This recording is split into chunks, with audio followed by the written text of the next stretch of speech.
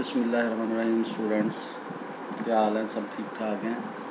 अच्छा भी स्टूडेंट्स, हमने ना स्टार्ट किया हुआ था एलिमिनेशन रिएक्शन। आज हम करेंगे orientation of double bond. Orientation of double bond का मतलब ये है कि अगर तो आपके पास सबस्ट्रेट में बीटा हाइड्रोजन एटम एक ही हो तो श्योर होगा कि डबल बॉन्ड कहाँ पे आएगा, यानी बीटा हाइड्रोजन एटम जिस कार्बन से निकलेगा और लीविंग ग्रुप जिस कार्बन से निकलेगा उनके दरमियान जो डबल बॉन्ड आ जाएगा। लेकिन अगर एक कार्बन में सबस्ट्रेट में बीटा हाइड्रोजन एटम की तादाद एक से ज़्यादा है तो वहाँ पे फिर कैसे डिसाइड करना है, किस तरह पता चलेगा कि बीटा हाइड्रोजन एटम कौन सा जो है वो निकलेगा और प्रोडक्ट किस किस्म का बनेगा। कहता जी, if a substrate has a beta hydrogen atom on only one carbon atom, अगर एक सबस्ट्रेट में बीटा हाइड्रोजन एटम एक ही कार्बन पे है, there is no doubt about the position of the new double bond, तो उसमें कोई शक नहीं होता कि डबल बॉन्ड किस पोजीशन पे आएगा। वो जिस पे एक बीटा हाइड्रोजन एटम है उसी में बीटा हाइड्रोजन में निकलना है और साथ वाले कार्बन से जो है वो लीविंग ग्रुप निकलेगा, तो उन्हीं दो कार्बन के दरमियान डबल बॉन्ड आ जाएगा। फॉर एग्जाम्पल, बेंजाइल ब्रोमाइड जो है ये एक प्रोडक्ट है जी, एक सबस्ट्रेट है, can give only phenyl ethyl bromide जो है वो इसमें एलिमिनेशन होगी और फिनाइल इथीन देगा, यानी डबल बॉन्ड श्योर है कि इन दो कार्बन के दरमियान ही आएगा। कैसे? क्योंकि ये वाला जो कार्बन अल्फा के कार्बन के साथ ये बीटा कार्बन और बीटा कार्बन के साथ ये दो बीटा हाइड्रोजन है, इस अल्फा कार्बन से तो ये लीविंग ग्रुप निकल जाएगा और उसके साथ वाले कार्बन इससे दोनों में से कोई एक हाइड्रोजन निकल जाएगा, बीटा दोनों में से कोई एक बीटा हाइड्रोजन जो वो निकल जाएगा, डबल बॉन्ड इन दो कार्बन के दरमियान आ जाएगा, तो प्रोडक्ट एक ही किस्म का बनेगा जिसमें डबल बॉन्ड इन दो कार्बन एटम्स के दरमियान होगा। However, many substrates have beta hydrogen atom at more than one position, लेकिन बहुत से सबस्ट्रेट ऐसे हैं जिसमें बीटा हाइड्रोजन एटम एक से ज़्यादा पोजीशंस पे होंगे, एक से ज़्यादा होंगे, वो तो इधर भी है, एक से ज़्यादा दो हैं, लेकिन पोजीशन उनकी बीटा हाइड्रोजन की सेम है। लेकिन अगर बीटा हाइड्रोजन एटम जो है वो एक से ज़्यादा हो और मुख्तलिफ पोजीशंस पे हों, many substrates have beta hydrogen atom at more than one position that can be lost in the elimination reaction, तो एलिमिनेशन रिएक्शन में लूज हो सकते हैं। And more than one olefinic product are possible, और एक से ज़्यादा ओलिफेनिक प्रोडक्ट मतलब एक से ज़्यादा अल्कीन जो है डबल बॉन्ड वाला कार्बन कार्बन डबल बॉन्ड वाला कंपाउंड पॉसिबल हो सकते हैं। फॉर एग्जांपल, मिसाल के तौर पे ये एग्जांपल जो है हम एक्सप्लेन करते हैं। For example, the elimination of HBr from 2 bromobutane में लीड आइदर 1 ब्यूटेन और 2 ब्यूटेन। ये हमारे पास एक सबस्ट्रेट है, नेम इसका 2 ब्रोमोब्यूटेन, कार्बन नंबर पे 2 पे ब्रोमीन है, तो 2 ब्रोमोब्यूटेन। अगर ये इसमें अब इसमें देखें कि ये जिस कार्बन के साथ हेलोजन अटैच है इसको अल्फा कार्बन, और अल्फा कार्बन के साथ एक ये बीटा कार्बन है और एक ये बीटा कार्बन है। इस बीटा कार्बन के पास 3 हाइड्रोजन हैं और इस बीटा कार्बन के पास 2 हाइड्रोजन हैं। अब अगर यहाँ से इधर से बीटा हाइड्रोजन एलिमिनेट हो तो डबल बॉन्ड नंबर 1 पे आएगा, तो 1 ब्यूटीन बनेगी। इसने ब्रोमीन में तो लीव होना ही होना है, मसला बीटा हाइड्रोजन का है। अगर बीटा हाइड्रोजन यहाँ से निकलेगा तो डबल बॉन्ड कार्बन नंबर 1 और 2 के दरमियान आएगा। अगर बीटा हाइड्रोजन एटम यहाँ से निकलेगा तो डबल बॉन्ड कार्बन नंबर 2 और 3 के दरमियान आएगा। तो इसके नतीजे में जो प्रोडक्ट बनेगा, एथनॉल यहाँ पे सॉल्वेंट है, ठीक है जी, और यहाँ पे जो है वो प्रोडक्ट बनेगा 1 ब्यूटीन और 2 ब्यूटीन। 1 ब्यूटीन 19% बनेगा और 2 ब्यूटीन 81% बनेगा, यानी जो 2 ब्यूटीन है इसके बनने के इसकी जो मेजर प्रोडक्ट होगा और 1 ब्यूटीन माइनर प्रोडक्ट होगा। यानी 2 ब्यूटीन जो है, जो कार्बन नंबर 3 से यहाँ से जो हाइड्रोजन निकलेगा, ये ज़्यादा मालिक्यूल जो है कार्बन नंबर 3 से हाइड्रोजन प्रोटॉन निकलेगा, ज़्यादा चांसेस हैं, और मेजर प्रोडक्ट जो है वो फिर बनेगा 2 butene.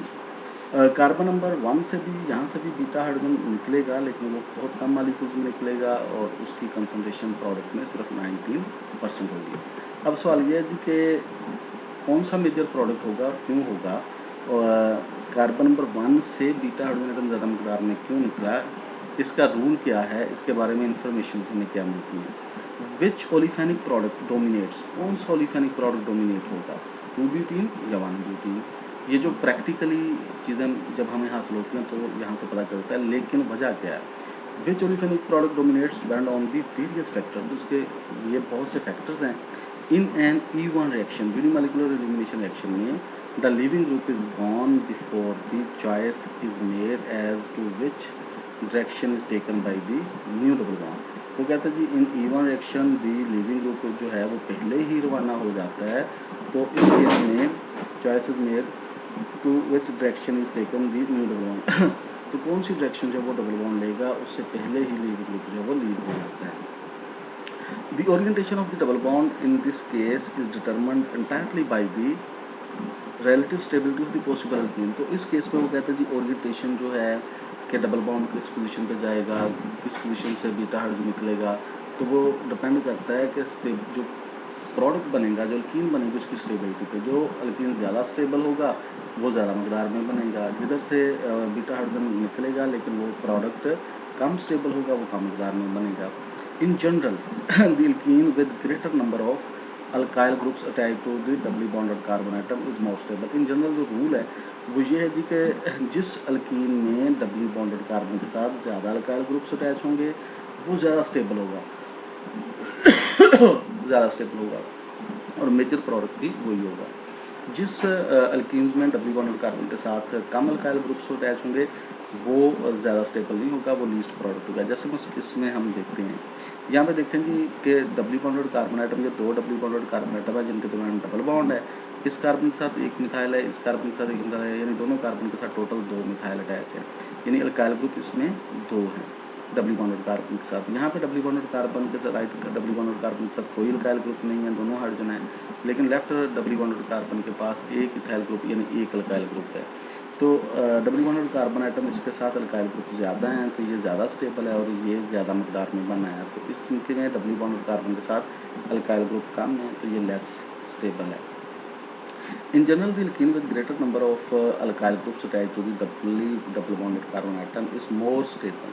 So the double bond will preferably go in the direction as the product the most highly substituted alkene।